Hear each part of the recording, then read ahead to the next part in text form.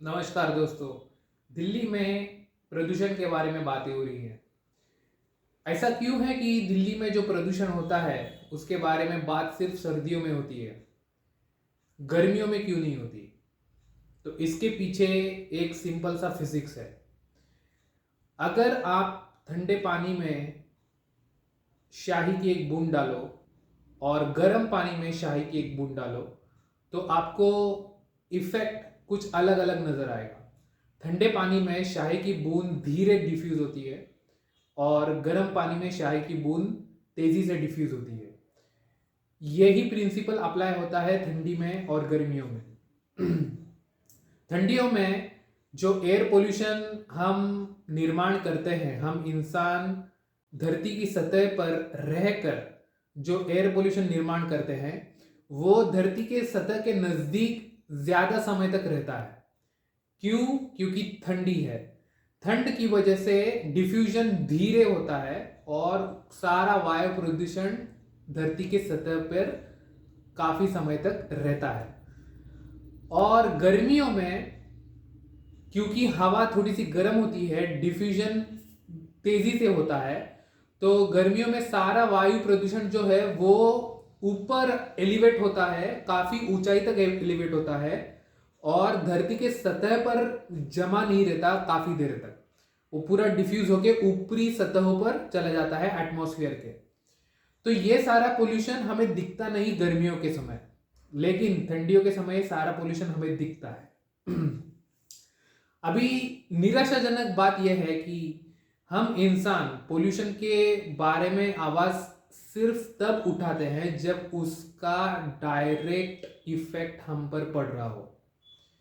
हम उस प्रदूषण के बारे में कभी कुछ नहीं बोलते जो गर्मियों में होती है। Same amount of pollution you have in summers but we don't talk about it. ठंडियों में वही पोल्यूशन हमें जब दिखाई देता है, AQI इंडेक्स बढ़ जाता है, हमें सांस लेने में तकलीफ होती है, तब जाके हम सारे इंसान लोग आवाज उठाते हैं।